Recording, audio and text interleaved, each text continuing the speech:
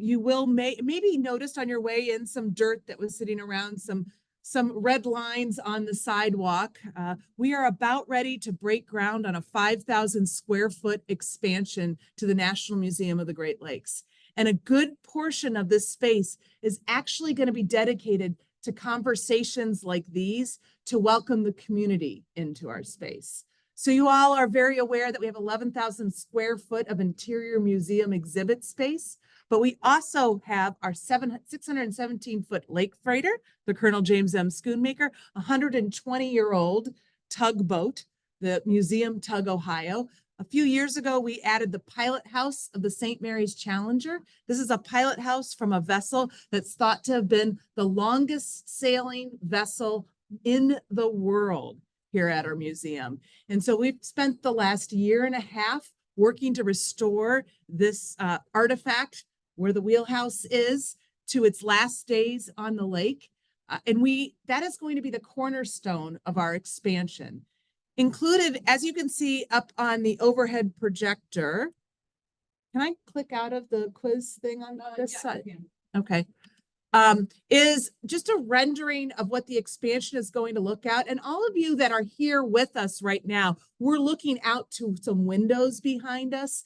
Behind us is where this expansion is going to go. So what you're looking at right now is you can see the shape of the pilot house over there, and Carrie's working to share that with her pointer tool over there. That's the pilot house that we're currently restoring. It will be connected to the interior of the museum with new permanent exhibit space to tell more Great Lakes stories and to give people a pilot house experience all year round, and regardless of whether or not they can access the Colonel James M. Schoonmaker pilot house, which has a very, very steep gangway up to it. So we're really excited about that being put in there. But as you can see, a bulk of this space is directed to the community. So we are going to have dedicated space for temporary exhibits. This means that we can have 2 to 5 Smithsonian quality temporary exhibits brought to the museum on an annual basis.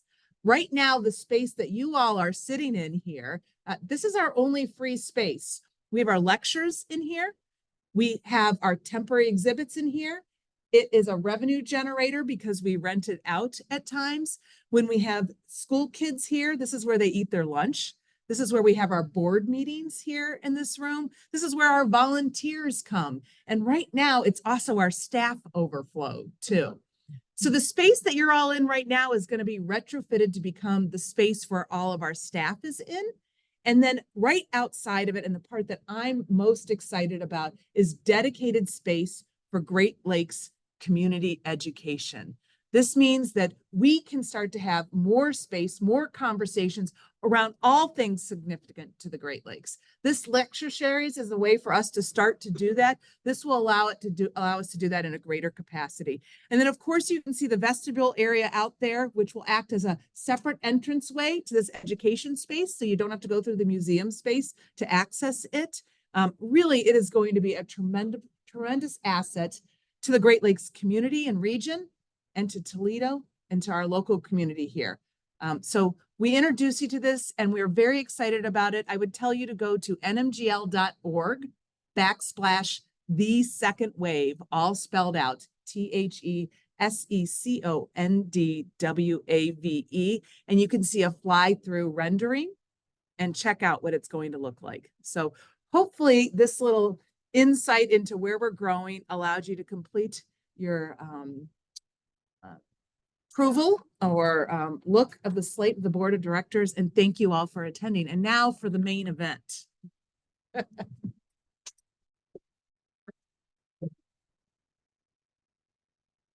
Hello, it's me again. And just because I have just enough of an ego, if you go to nmgl.org/the second wave and you watch the fly through, guess whose mellifluous voice you get to hear over it? Yes, that's right. Anyway, thank you guys. Thank you everyone for coming. For those of you that don't know, and I'm not sure at this point there is anybody, but my name is Carrie Soden. I am the Director of Archaeology and Research here at the National Museum of the Great Lakes. As always, thank you all for signing up and showing up. Please don't forget, you can always give at nmgl.org/donate. Tonight is the final of our spring lecture series for 2024, sponsored by Impact Employment Solutions. Thank you to Gary Murphy, who has finally arrived. No, I'm kidding. I'm sure that he saw all the others too. I'm sorry, that was not right. Don't forget, for those of you online, if you need closed captioning, you can just turn them on with the control bar at the bottom of your screen. If you have any issues with the Zoom portion, please log out and log back in. That really seems to help most problems. If anything does happen to your feed tonight, we are taping this and we'll be have it up on our YouTube channel by Monday morning. And I will make sure that I send a link out to all registered participants. As always, we will have a Q&A at the end of the session. So for those of you online, please post in the Q&A mark and at the bottom of your screen. Otherwise, for those of you here, raise your hands high and tall. So tonight, I'm very excited. This is a story I started looking at a few years ago as we started talking about our expansion and our permanent exhibit. So we're going to have a little piece of this in our permanent exhibit. In 1945, 24-year-old African-American secretary was denied a seat on the segregated Boblo Boat SS Columbia as she got on with her secretarial classmates to cross the Detroit River and spend the day at Boblo Island. Like Rosa Parks, Sarah Elizabeth Ray refused to back down, taking her fight for integration all the way to the United States Supreme Court, represented by the fabled NAACP lawyer Thurgood Marshall. Ray won her case. Scholars argue that she paved the way for the seminal 1954 Brown versus Board of Education, which found that separate was inherently unequal. And to speak with us tonight, we have Des Cooper, a Pulitzer Prize-nominated journalist and award-winning author. In 2020, she and Detroit filmmaker Aaron, I'm going to misspell it, Schillinger, thank you, co-founded the Sarah E. Ray Project to raise public awareness of this forgotten civil rights hero. I'm very, very pleased to have Des with us tonight. So thank you. Sorry,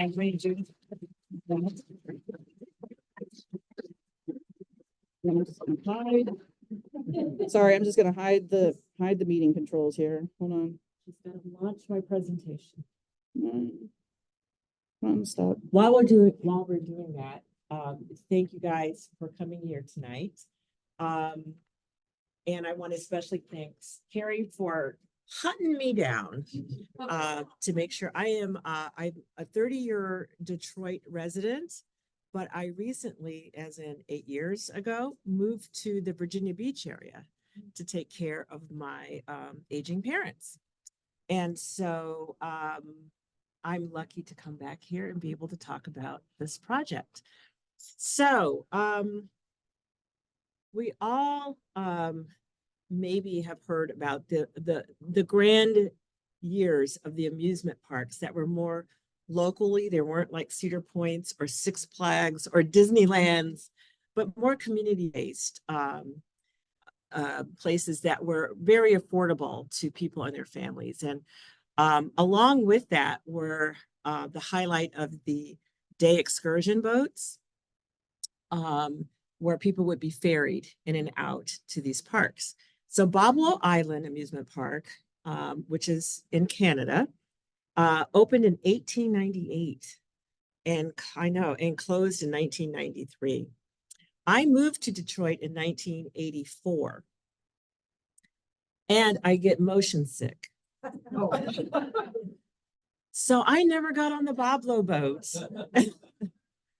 And it's ironic that this has become such a big part of my life in the story. All of when I talk about it, it's not from my memories. It's from my love of history and my respect for what happened in the story I'm about to tell you. But I know there are people here that were on the Boblo boat or been there. Yeah? Yeah. Did you find the love of your life on the Boblo boat? Because there was always that romance around it. Oh, you went with the love of your life. Okay. The midnight cruise. That's what I would have loved to do if I wasn't going to get sick. I would have loved to have done that. What was some other favorite memories about going on the boat? It was just fun. Yeah. And, I took my kids. And you take your kids. Really worry. I mean, you kept tabs on, but that whole experience getting there was so wonderful. So just for the other audience, getting there was more than half the fun, half the time. And you were going to add to that? I went with my siblings and my cousins, I was maybe 10 or 11. Okay. And I get motion sickness. So once I got to Boblo Island, I didn't have such great memories, but on the boat, that didn't seem to affect me. And Okay. it was very cool. I remember it being huge and stately and Huge, very exciting. stately, open air. Yeah. I know there was a lot of dancing and eating, and Captain Boblo. Does anybody remember Captain Boblo was a big part of it?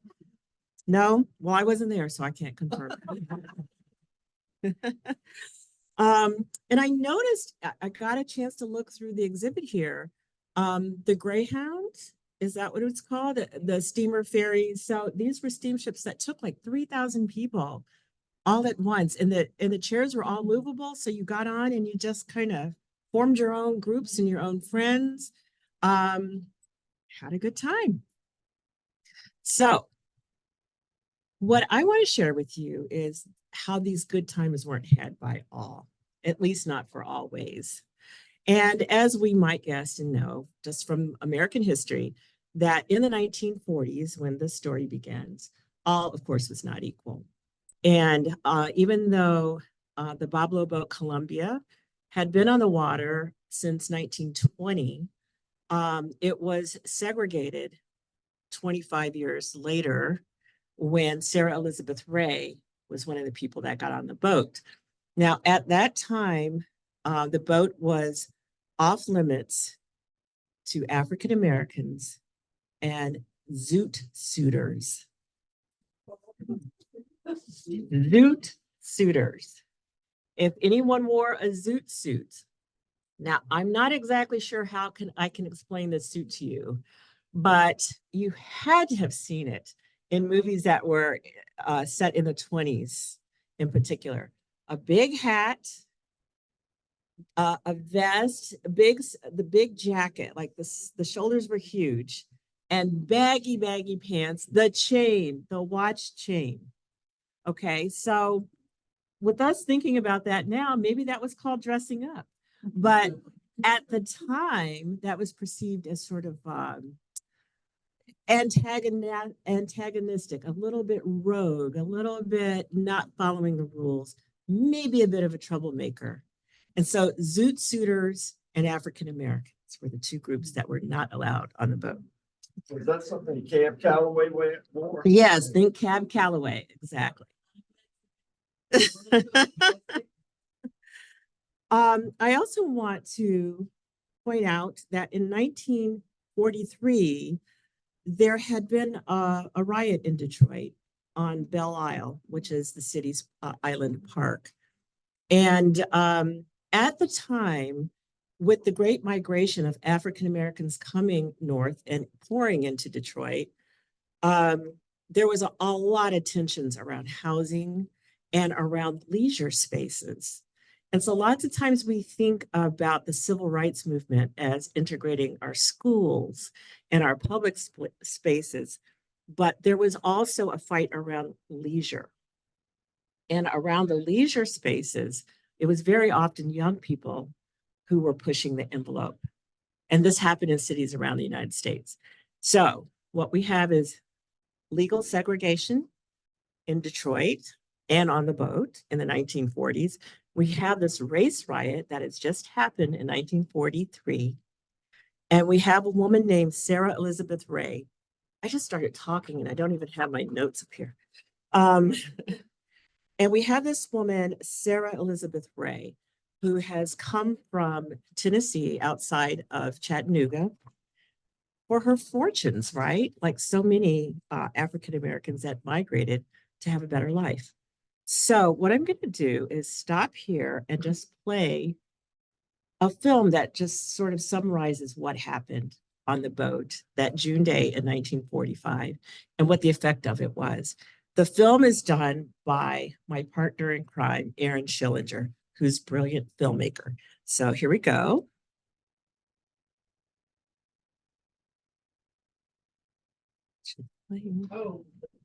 Volume. Okay. So I've got to figure out how to get back. Back. Okay, try that now. Sorry. Nope. Wait a minute. One more. Mhm. Nice one. Maybe I'll try that.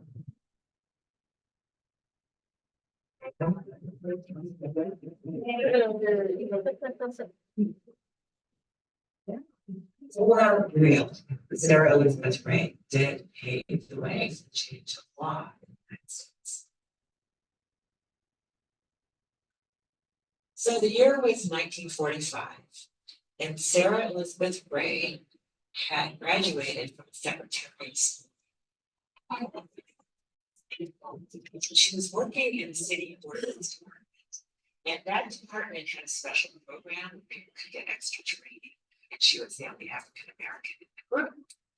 So for their graduation, they decided they were going to ride the Boblo Boat.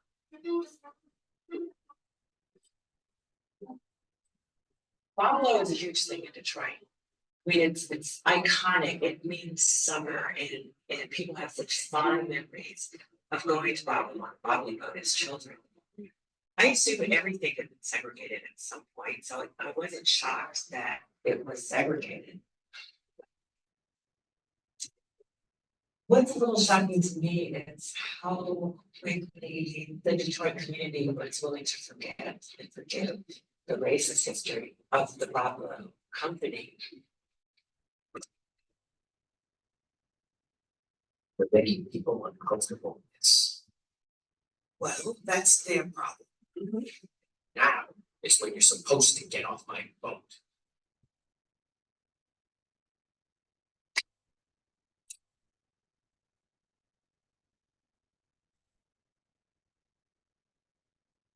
That was a very deep cut, both to her as a human being, but also as a woman who had accomplished her burdens.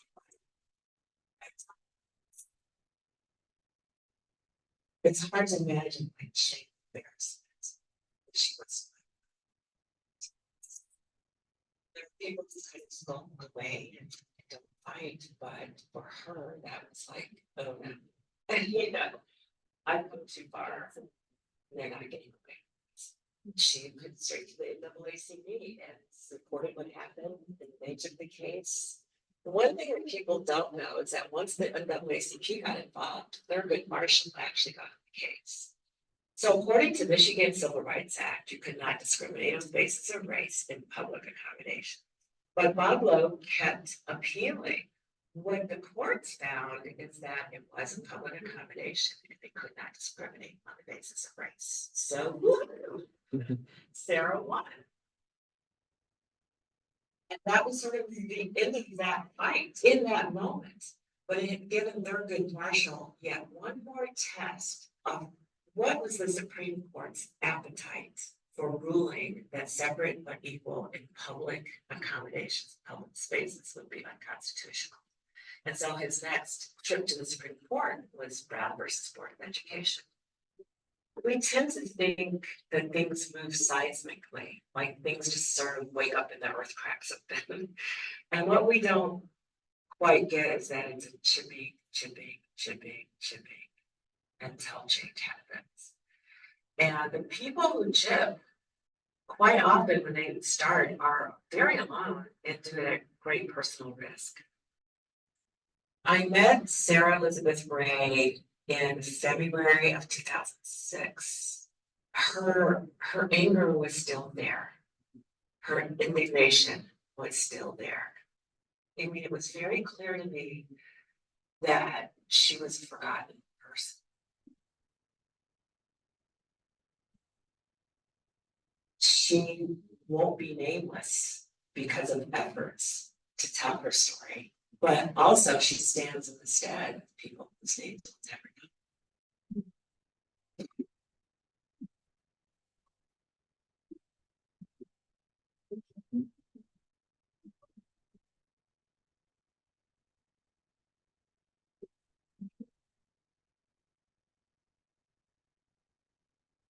Thanks. So, when Aaron came to me, and that was me years ago, to talk to me and interview me about this. He's like, we can't just let it sit here, can we? And I'm like, no. And so we joined forces and formed the Sarah E. Ray Project. And our goal, excuse me, I'm a writer, he's a filmmaker. We don't do historic anything. You know, I mean, we can do videos and stories about it, but we're not going to preserve anything. We don't know the rules, all that stuff. And so we ended up spending years literally just digging up this woman's story and talking and talking and talking to people because there was no record of her. Like we couldn't even write or do anything because it wasn't collected anywhere. And so we ended up having this very long partnership around just building the awareness and getting the information. This is a picture that you're looking at is of the Sarah E. Ray that I met in 2006. And this was just months before her death. I was working as a columnist at the Detroit Free Press. And I had some crazy person kept calling saying, you got to get here. You got to get and meet Miss Liz. You got to meet Miss Liz. She's important. And nobody's saying anything about her. I'm like, yeah, okay, next, you know, and I'm thinking about my next column. And he bugged me so much that I'm like, I'm going to go see this lady. And I get there and I was just floored. I was floored by her dignity, her sharp memory, but mostly about how it was February. Her house was cold. She lived alone. She could barely move around because of arthritis.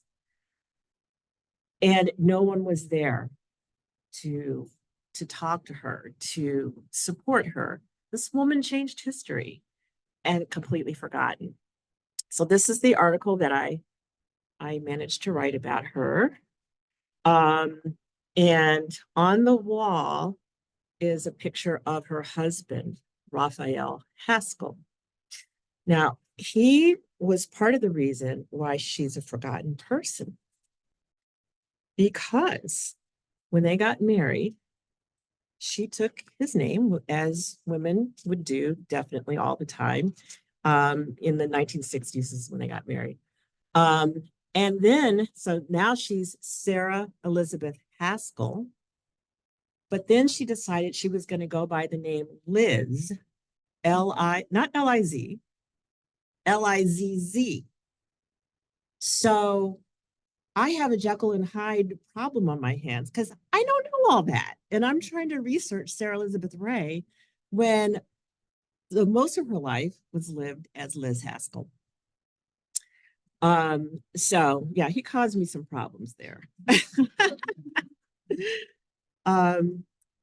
But anyway, so we were able to find a little bit, track her story. So she left Tennessee.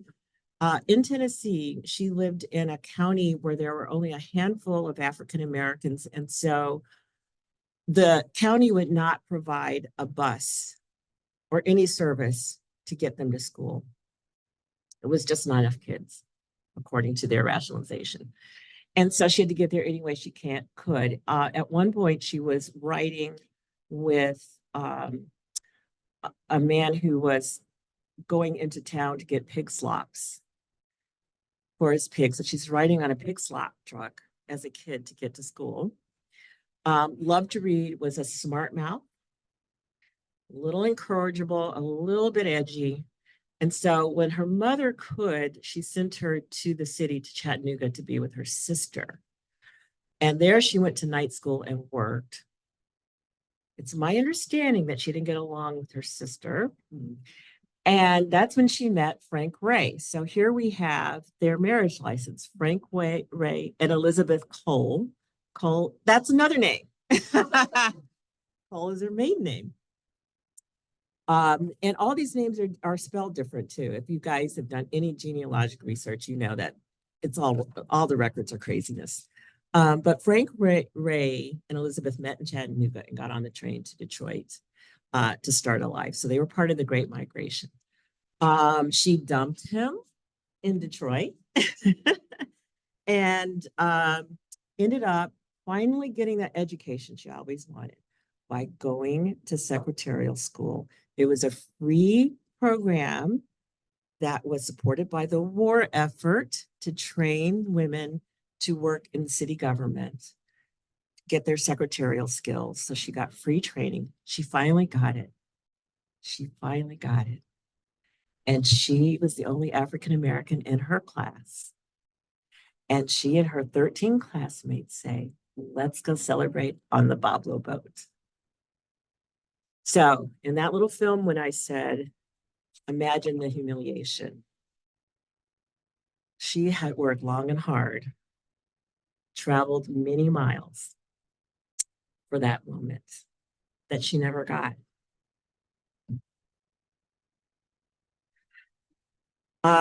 You can get transcripts from her case online. This is a picture of the cover of it. Boblo Excursion Company versus the people of the state of Michigan. The reason it's called the people of the state of Michigan is because she fought, I'm not going to get into the legalities, but basically it was a criminal complaint because it was a criminal offense to kick people out of public places on the basis of race. Michigan was a very unique state in that regard, that's how its civil rights laws worked. So the Boblo boat, the Boblo company kept appealing. They lost the entire way to and including at the US Supreme Court. So what happened to Sarah Elizabeth Bryan? That's what we tried to find out. So we found pictures. We found that her house was still standing in Detroit at the time. It's still standing now, barely. And in the house were still her belongings.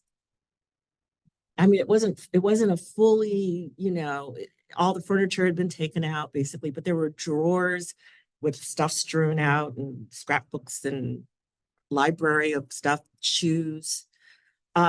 And this is a picture that was scanned on site at her house. So we have Raphael and Liz, and then a friend that they called Arnold, they called him Speedy. And together they formed what was called the Action House. So the large two-story structure is the Action House, and the bungalow next door is where Liz, now we're going to call her Liz Haskell and Raphael lived. And he was a communist sympathizer, and they did a lot of organizing through the Action House. But when the rebellion happened in '67, Liz and Raphael were key to bringing stability to their neighborhood, and they had a lifelong fight they were dedicated integrationists, and they wanted to make sure their neighborhood stayed stable and integrated for as long as humanly possible. And as you know now, the story is all the white flight, and it was just like, there's just no way that was going to happen. She was fighting a tide, but they really fought harder for that. So here's a picture of Liz and Raphael on a social circuit. If I can move this, I'm trying to move. That's her at the top. That picture is her and Harry Belafonte. And the bottom picture with the dog, that's Liz and Raphael. And the only child they had, the dog. I think his name was Max. I'm not quite sure about that.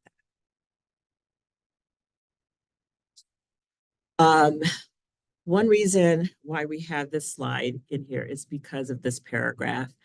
So she made a lot of hay in Detroit for many years following the rebellion, trying to bring services to her community. Especially at first, it started out as more of a place where the mothers could continue their education and also have somewhere for their kids to go while they were trying to better themselves.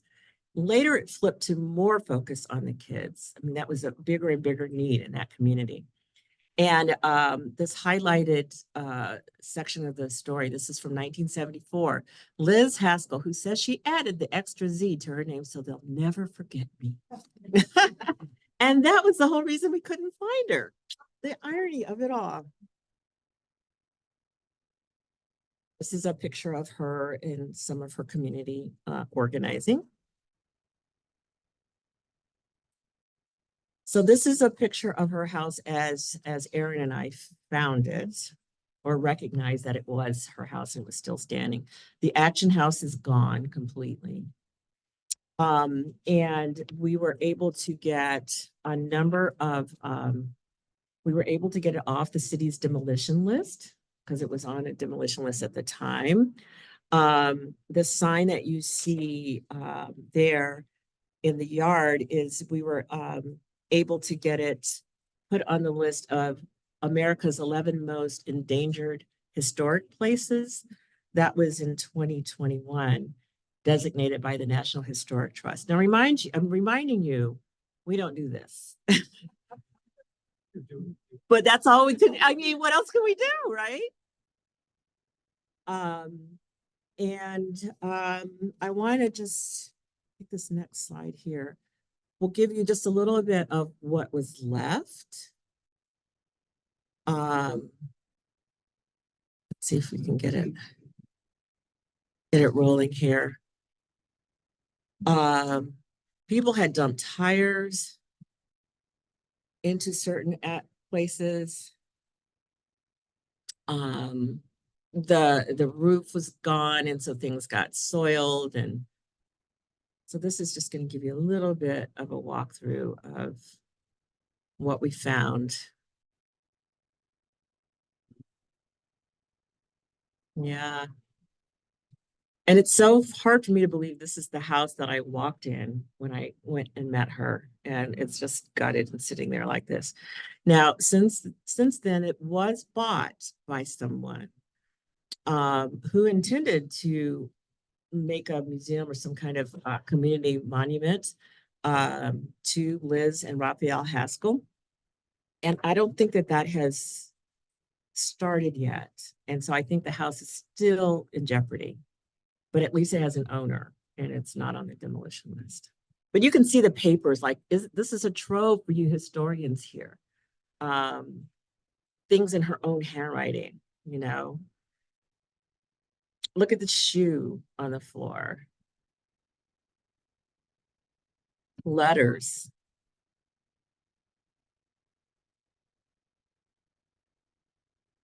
She was not very close to most of her family, even though a grandnephew has really worked hard. He had a lot of her papers and photographs and has shared them. But she really was kind of an abandoned person toward the end.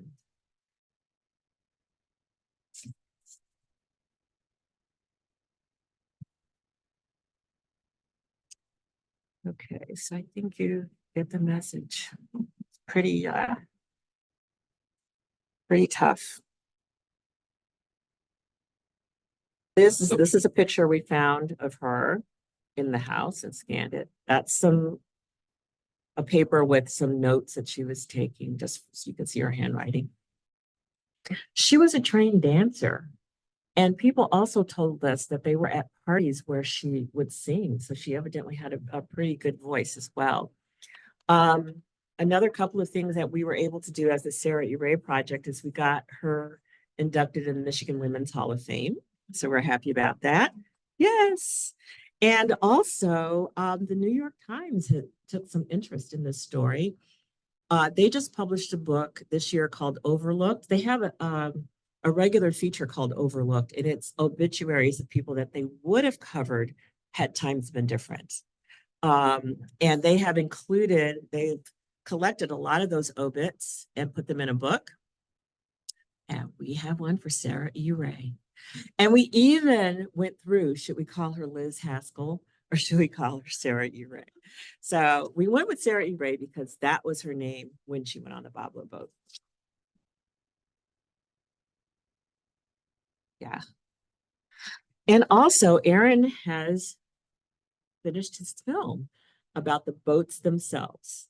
And I'm gonna go ahead and play you, I think, the next slide. Yeah. Wait a minute. We gotta go back. You know, when I go, woohoo, that's the moment they catch. So, let's see if we can get this. Martha Reeves, right?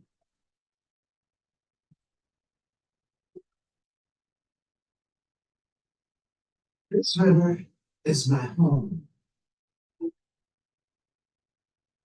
I can tell you the names of every current and eddy that flows along the shores of Boblo Island.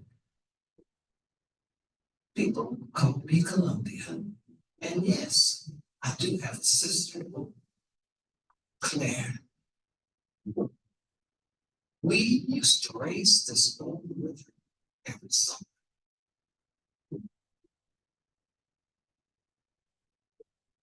If you're from Southeast Michigan or the tip of Ontario, you may have caught a piece of our story, a memory planting in your mother's eyes, an old sign by the river, fading but not forgotten. Some say we're now haunted by the spirits of passengers long since departed. Others, less romantic, claim we've been torn apart and sold for scrap. But Claire and I know the truth. I want to tell you a story. You might say it's a Detroit fairy tale starring the oldest surviving passenger steamboats in America, the sister ships of Boblo Island.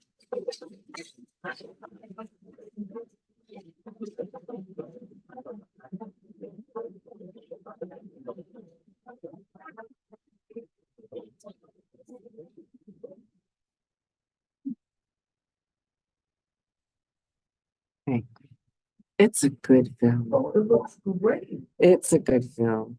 It's won national awards. It's been in film festivals. If you are interested, it is streaming. It is on PBS streaming, and it's also been shown on PBS a lot. So Google it. It's Boblo Boat's film. You can see that at the bottom of the screen there. BobloBoatsFilm.com. And our website is sarahrayproject.com. Look at the film, it's good. It's more about the boats, but it has that segment that you saw earlier on is part of the film. So it has Sarah Ray's story in there. It also has the story of Sugar Island. Have you guys ever heard of Sugar Island? So if everything was segregated, then the Black community said, well, we'll have our own amusement park. It's a no-brainer. That's what we've been doing with everything else. Why not? And so they tried to do one on Sugar Island, which is another island between Detroit and Canada in the Detroit River. And the boat was sabotaged. The boat was sunk. The power was cut off to the island. It was a hot mess. And so it never actually opened. Yeah.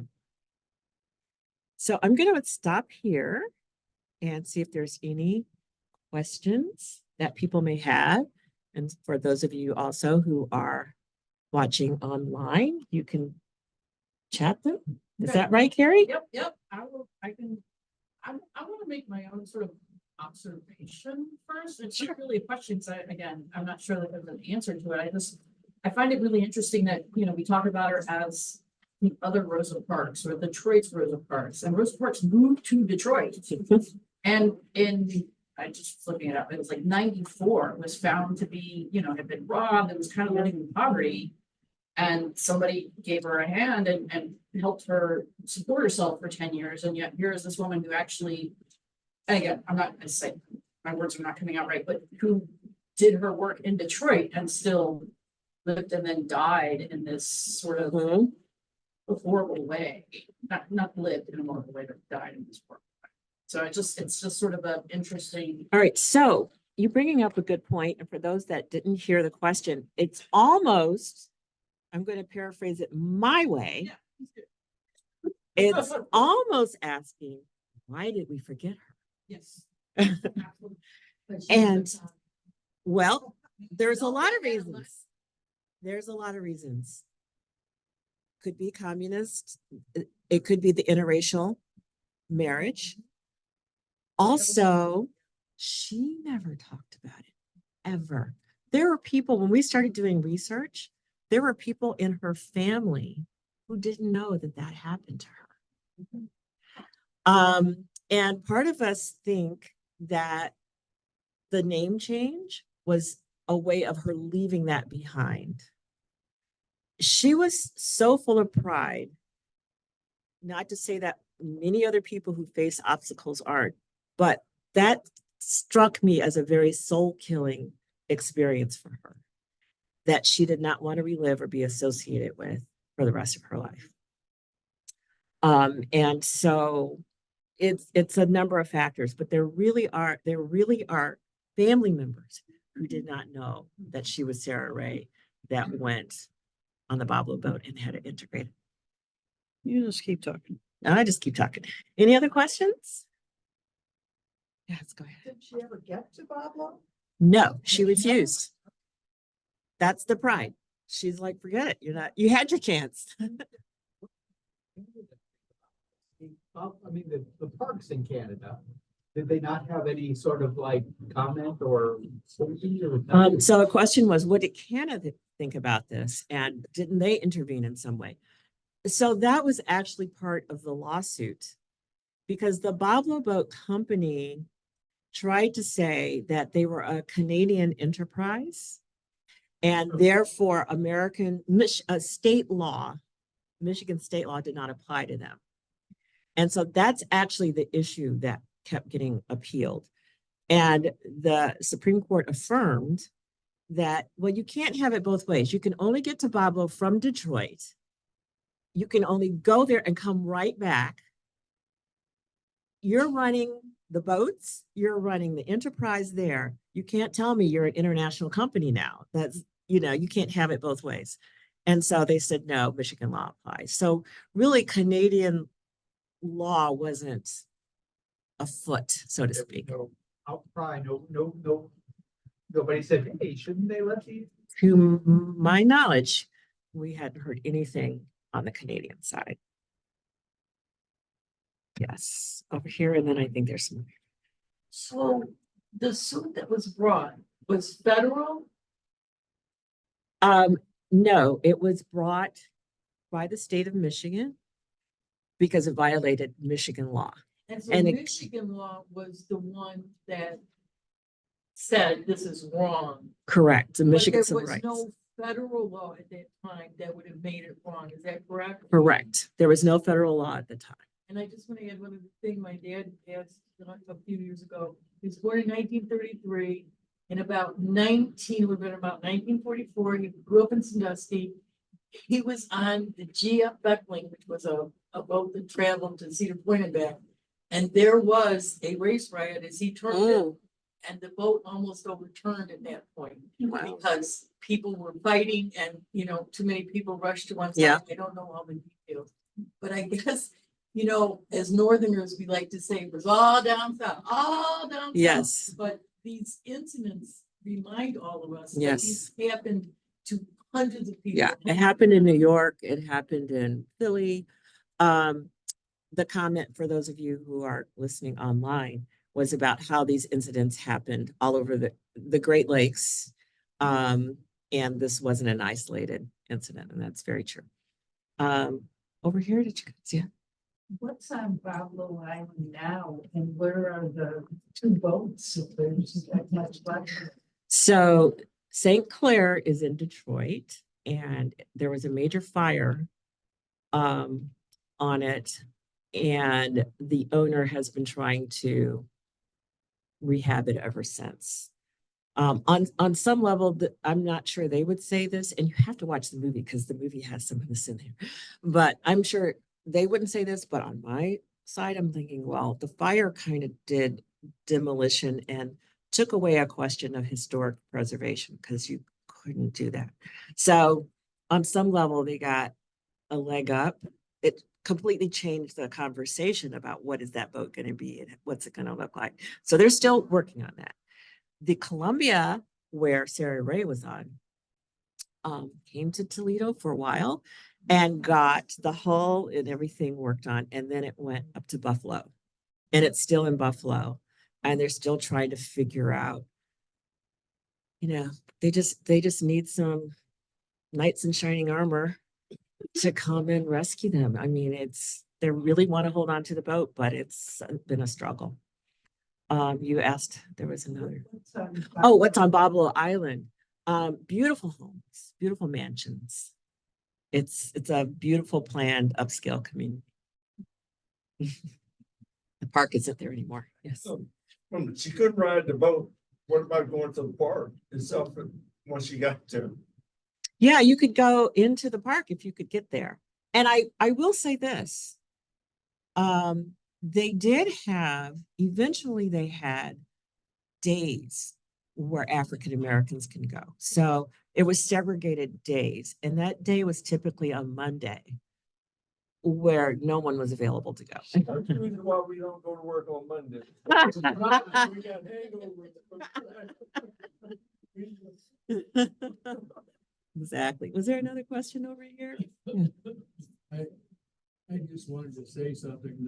The lady down there mentioned that G.A. Beckley used to go out of Sandusky to your point. About 32 years ago, it burned just the other side of the bridge here.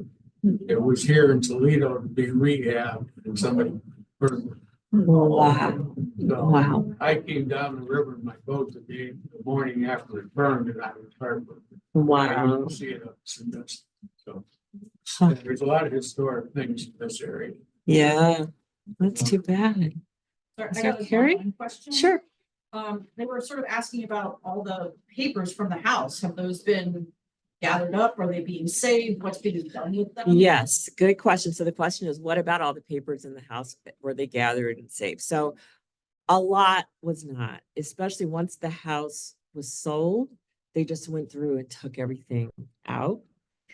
But we were able to get these photos and to finally get in contact with the grandnephew who had some of her papers and photos. And we got the Bentley Museum at the University of Michigan to take the archives. Yay. So everything that we have done and everything we found is going to be at the Bentley for public research and public access. So unfortunately, a lot has been lost. Yeah. Does the city of Detroit ever put up any kind of memorials, or, I mean, there's a Rosa Parks Boulevard, is there anything like that for Sarah, right? No, there is a mural that popped up. And I think it's, you know, Aaron and I have just been going around town. We talked to everybody. We talked to museums and schools, and we're finding that people are talking about this story, you know, a lot more. And I have every faith that that's going to happen. And I also know that the city is really trying to look at how to make all the civil rights places. There's a lot of homes that are symbolic of loss of constitutional law cases were decided out of things that happened in this house versus that house. And a lot of pivotal moments in civil rights history. And they're trying to get that organized in a way that someone who traveled to Detroit would have a way to go to this place and, you know, a historical tour. And so we have talked to the city about how to include her story in that tour. What part of town is her house? Yeah. It's on the east side of Detroit, near Detroit City Airport, on a street, Woodlawn Street, on the east side of Detroit. Yeah. Sure. Did any of the white secretaries decide to go with her once she was kicked off the boat? Or were they? No. Did you comment on that? Yes. So the question was, did any of her classmates, what were they doing when all this was going on? Okay, as long as it's not me, I'm good. Okay. So when you read her Supreme Court record, she tells the story. And she's like looking around like, hello, you were my friends like 5 seconds ago. Now all of a sudden, no one's looking in my face, right? And the teacher steps forward and she thinks, oh, whew, thank God. And the teacher says, she will go quietly. Yeah, I got. And so I think you saw in the film, it was 85 cents to go on a boat. They refunded the money and she threw it back at the boat. Yeah. You got all the line questions. Oh, yeah, I'm sorry, you're right. Okay. I have, a question and then a suggestion too. The question is, did she have any children and then where is she buried? We'll go with that first and I'll. They had no children, and her husband was an only child. Sarah was one of 8, I want to say, but she was toward the younger end. So a lot of their family had passed away, especially by the time I got to the story. Where was she buried? She was, I'm laughing at the irony. I shouldn't be. She was cremated and kept at her home, or some relative had her ashes. And when her great nephew started pulling her things together, he took the ashes and he spread them in the Detroit River. Yes. So I think there's a lovely justice there. Yeah. And I have a comment I'll add on to it, which they said, someone should write a children's book and a biography. And I will say this, as a Pulitzer nominated author, maybe even the person. You got to it. I've read a little bit about this as we're planning, we're talking about this singular incident, but she did so much with her life. Yeah. In terms of the rest of her life, like Right. I don't want to define her by just like you don't want to define anybody else by a singular incident, but there's a lot there to be told. Right. So the question is, who's getting all this down and writing books about this? And the other suggestion was that I should do it. I am writing a children's book, and it's in the works now. So here's what's happening, I think, a lot now that people are reclaiming forgotten stories and wanting to have more diverse stories in the American conversation, especially with children, is that you get a lot of books that come out with the first, the only. If you are 5 and someone puts a picture book in front of you, and one is about a kid being a best friend with a spider, and one is about the first blah, blah, blah, that did blah, blah, blah, blah, blah. What book are you going to read? Which book do you want to read? So I think that the firsts and the onlys need to be there. Absolutely. That cannot be the only way we talk about who diverse people are in the United States. So that's been an impediment for me to write the story for children, because I don't want to write a story that Sarah E. Ray integrated the Boblo Boat. So how am I going to solve that problem? I shouldn't say this on the internet because someone's going to take my idea and run with it. But I'll just say this. I've decided I'm going to write it, and you guys are going to love this, from the point of view of the boat. And I'm going from there. So that way it can be more engaging on a different level. As to the whole story, I have to think about whether or not I can tackle that, because I'm a creative writer. I don't write history, and that's a whole nother show. So I've got to think about whether or not I can tackle that. But we've done a lot of research, so it's sitting there. And I'm going to say this as a retired teacher. We need creative people to make history come alive. Well, I'm going to do that, but it's going to be from the point of view of the boat. There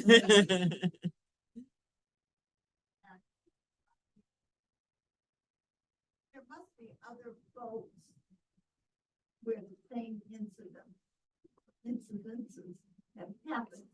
Right. If kind of boats that were um, not integrated, or there was an issue within them Mhm, use the boat and make it a story of boats. mhm. Then would be the people who changed the situation on the boat. But if you're talking about making it about the boat instead of just her boat, Mhm. you might make it a story of a lot of boats. I mean, honestly, it was all boats. There wasn't a boat that wasn't like that.